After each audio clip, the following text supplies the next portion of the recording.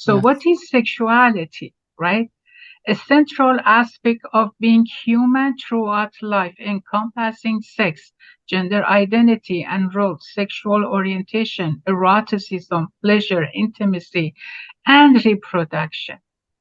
Sexuality is experienced and expressed in thoughts, fantasies, desire, beliefs, attitude, values, behavior, practice, Mm-hmm. roles, and relationships. So, Mm-hmm. sexuality, human sexuality, it doesn't say men have to feel that way, women have to feel that way. It's saying human being. Human being. So So, powerful, so beautiful. Yes.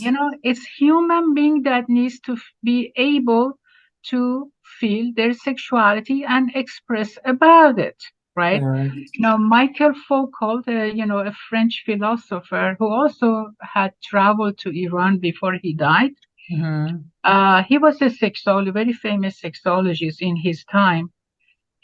He always said that, human sexuality is a core part of their being, Mm. just like every other function we have. Mm-hmm. So if we are not able, because of political reasons, because of religious, because of limitations that society impose on us, to express that part of us, we are walking pretty much like a emotionless person, somebody that is Mm-hmm. just a big part of it is turned off. I mean, it's Mm-hmm. not turned off, but it is pushed back. Mm-hmm. Our sexuality is never turned off. You Mm-hmm. know, an infant has sexual feelings. Did you know that? We are sexual being since the moment of birth until we die. So when some, older people say, "Oh my God, it's too late for me." No, they're not. We see people who are 90 years old and they're still having sex. Mm, oh, absolutely. More So free you get, more free you get, you allow yourself even to yeah, desire. But I yeah, experience that when you're not free, you yeah, kill the feeling. You kill right, it. And right, then, and you have to go to the transition, free yourself first, rephrase the word sex for yourself first, and yeah, then allow yourself to enjoy what right. you thought is not I mean, enjoyable yeah, as well. you're spot on, but it is not as easy as it said. See, when we are born, I mean, the first society that we face in terms of our sexuality is mom and dad, Mm. right? And depending on what child we are in the family, we are the first one or the last one or the middle Mm, one. So mm, we have our initial traumas there, right? oh hell yeah. Initial trauma, first child. Yeah, Like it took me like a couple of decades to understand I had the childhood trauma, but it was there. it was right. And Yeah. then, so the first thing they do, if you're a girl, they cover you in pink. If you're a boy, they cover you in blue, right? And Mm, then we know how our culture treats a boy versus treatments of a girl, right? mm, mm, So mm, that's our initial training about who I am as a mm, sexual being. If I'm a mm, girl, I'm a shameful, sinful, person that I need to cover up mm, myself. If I'm a boy, sexuality, what do you mean by sexuality? I'm a free being. I can do whatever I want. mm, mm, Right? So if we grow up with that mentality across the years of our life, right? yeah. And society also kind of, reinforces that depending on where we live, right? So Yep. what happens? It's not as It gets easy for embedded us. in your Yeah, DNA. exactly. In your DNA, in every cell of your body. I mean, Yeah. I have You're clients conscious, here. Yeah, unconscious. It like you yeah. can't even run away from it anymore. I have clients here in my office that they're coming and they're married with kids and everything. They're still hooked on the idea why my wife before marriage had a relationship and had sex. And then they say, I know I had sex. I know this is double standard, but, you know, Are you serious? How and old they, these they so do people? you know, In what generation are they in? we're looking at a generation that is about on average 35, 40 years old. No So we're not, way. we're not looking at the older generation. We're not looking at 50, Oh 60 my above. God.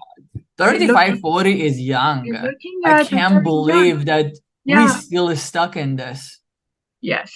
Yeah. I have Wow. clients that they were Persian clients that they were born and raised here, and they have that mentality. So who gives them that mentality Mm, is the home culture that they grow up with. So correct. see, the power of culture is so enormous and significant that is not easy to pull that out of a Mm, person's system, so true. So right? true. Mm-hmm. Unless one person literally they want to get rid of that. So, I know because I tried it myself, and then I know it's not something that it was overnight. Maybe it took me for absolute freedom, I don't know, 6, 7 years. It took me, although I was like, I want to break through all the barrier. I was practicing, I was doing whatever it takes, but it still it's everywhere. It's in every cell of my body. Like I've been raised like that since I was like, just like you said, I was born and raised in that country, culture, religion, and then practice all these years. So in order to set myself free, it was a hell of the work, but it's worth it. And it's so worth it because finally I felt like I was able to find myself, and I want to share my experiences with other people and then bring right knowledge to my podcast to help other people to be in touch with their most basic human's needs. You know? yes, yes. Okay. And So, throughout the years, I have met with women for my research that they have talked about, their upbringings and how, I classify that into three categories. The upbringing in Iran, childhood, and then teen years, and then after marriage, and then acculturation process. mhm, Uh, it's amazing that how our stories are similar, mhm, but mhm. within different contexts, Correct. or, Yes. one comes from like, upper skills part of city, one comes from a average, one comes from a lower class part of Yes. society. And of course, and I have to say, I don't like this classification, but Yeah. that's literally, it is what it is, right? And then how there was no difference between the culture of upscale families versus the ones that was, growing up in a very religious part of town. Mm-hmm. Uh, yes, lifestyle, social status, financial status have been different, but the culture was the same, and that was really the crucial point, that how these women were Mm-hmm. impacted by their negative Mm-hmm. messages about Yeah. being a female Yeah. Yeah. in that culture, Yeah. and that has traveled with them here. Absolutely. you Absolutely. know Can I say to give an example? sure. So, when I was getting married, so I was virgin, and then I was 17, 18 years old when I got married. But as soon as I got married and I came to the United States, I knew that marriage is disaster. Okay. But Right I away. thought, yeah, right away, although I was 17, 18 years old, but I thought I'm defected. This was the reason I had to stay. Yeah. You know, this was the reason that I stayed, and I'm like, oh, let me be a good kid.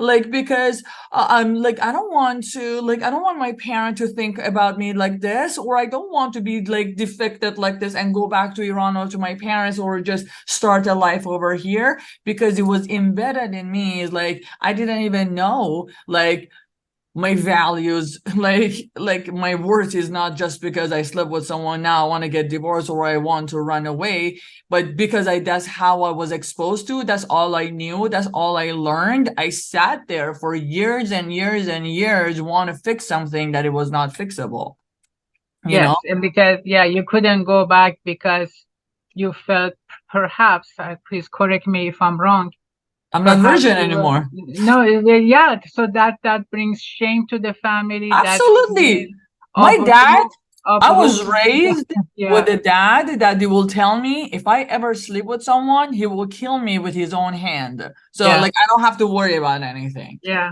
That was the yeah, mentality, especially yeah, 20 years ago in Iran. That is like your value is like what kind of family you're coming from, like what kind of the social status your mom and dad has in the society. So I would get valued based on that. So I had no place back go. I had no place to go back. So that's why I like stayed in a lifestyle based on my like the sex that I had, you know. So yeah. The gender that you the have, gender, yeah, you were a female. yeah, yes, Yeah, and yes. that has been your biggest crime. I love it. Yes, my biggest crime, I was a female. That is so true. Biggest crime. Yes, yes. So, so yeah, You know, I even mean, even as of right now, you know, I'm a business owner. I have several businesses, and I this and that. Anytime that I go to a place, they never say what a smart woman. Like they classify me based on my looks, you know, based on how I'm dressed. Oh, like she looks so beautiful. Like instead of saying, oh, like you were very smart, you worked really, really hard in order to get here. But it goes straight to the look. It goes still to my gender that I'm a female. Still, I get objectified for whatever I have done. Or maybe because it was woman, it was easy for you. How was it easy for me because I'm a woman if I work so hard for whatever I want to get? So anyway, very interesting subject of being a woman is yeah, definitely a yeah. challenge. Well, let's take a look at this womanhood, how far it goes. Part of my research study was when I learned that women, even when they go to their physicians Mm, to talk about their female, challenges, like for example, sexual dysfunction, which of course some women actually don't know what is sexual dysfunction. They mm, know that they're not sexually satisfied. They know mm, that some of them, they know that they don't have a desire to have sex, mm, but they don't know that why this is happening, or they can't even mm. relate to it, right? I see. So, or for example, the issue of orgasm. There are many women that have never had orgasm, but they have gone Mm. along with having sex, right? They have children without orgasm. I mean, go figure. Anyway, so when I That's completely a subject of its own, yes, like literally. investigated about how these women are unable to talk to their physicians, Persian physicians, about this, they said, well, we just feel so embarrassed to bring it up. We don't know what the doctor is going to think about me, right? Embarrassed about what exactly? Yeah. Doctor is going to think about what? Their values, their Well, worth? yes, yes, let me tell you this. So part of my research became about this. What happens between a female Iranian patient and an Iranian physician in America, What happened? right? Yeah. So the reality is physicians themselves, in 3 rounds of research that I did, which took me 5 years, they don't talk about sexuality with their female patients,